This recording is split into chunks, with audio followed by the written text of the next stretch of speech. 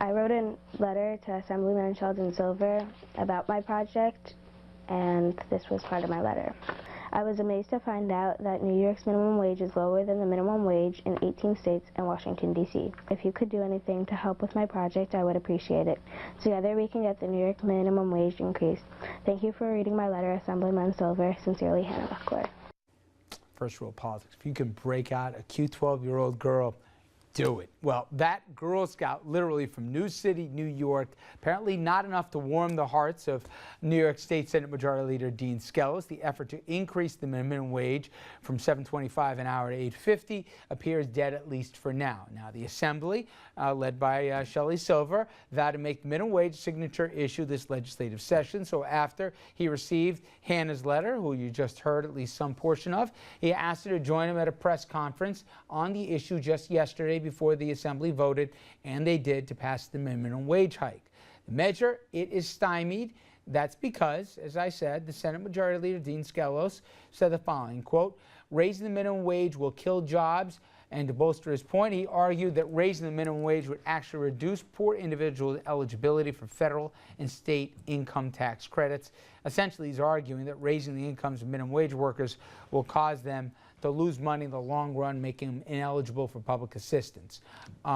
Interesting argument from a Republican, whatever. Meanwhile, Governor Cuomo, who supports the wage increase, has given up, saying the agreement appears elusive, at least for this session. All right. You against raising it from $7.25 to $8.50? Absolutely. Okay. I took a stab in the dark there. Are you opposed, let me just get philosophically, to a minimum wage altogether? Yeah, I don't think government should be regulating what people. Why not $20 an hour? How about $25 an hour? And the bottom line is government has caused the loss of jobs by all their regulations, including the minimum wage. You raise the minimum wage, you're going to put young men and women, teenagers, college kids out of work. You know, minimum wage gets people started.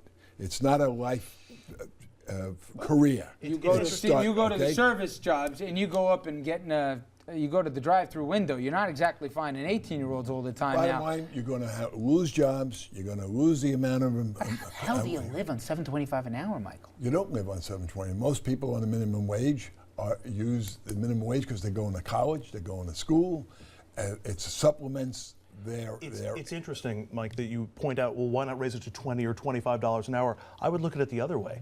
What's to stop anybody from lowering it to $5 or $3 or a buck and a half if there's people who are out of work and desperate enough? We're not looking to go backwards. I'm not sitting here saying let's go backwards. You don't think that's the direction it would go in? No, I'm not saying it. It would not go in that direction. You're not going to see Businesses anybody. Don't want to save money You're not going to see that. But what you're going to see businesses go out of business. You're going to see people lose their jobs. Young kids that have college jobs are not going to be able to find jobs because they're going to be less. Let's let you have the.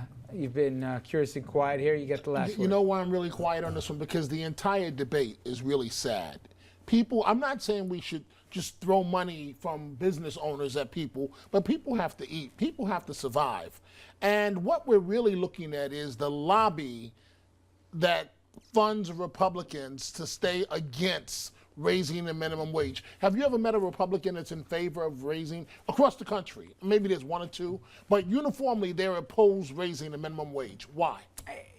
You know, and for me, just on this one, to Tom's point, it's not like they're trying to break a ceiling or something. You got other states right now whose minimum wage is $9.25 an hour. New York's trying to get to $8.50, which is around this area, around the region. Connecticut just got to that too. I don't know. Mike. I don't get the fight on this one. Whatever, if you believe it or not, the state controller said nobody's getting bankrupt by this thing right now, and I think a little bit will go a long way. What I say to you, you got 4 young employees right now, college age, working. But you can't make them all 18. You raise the minimum wage to $8.50, one of them loses their job. You wind up with only 3, and that's pure fact. All right, we're gonna.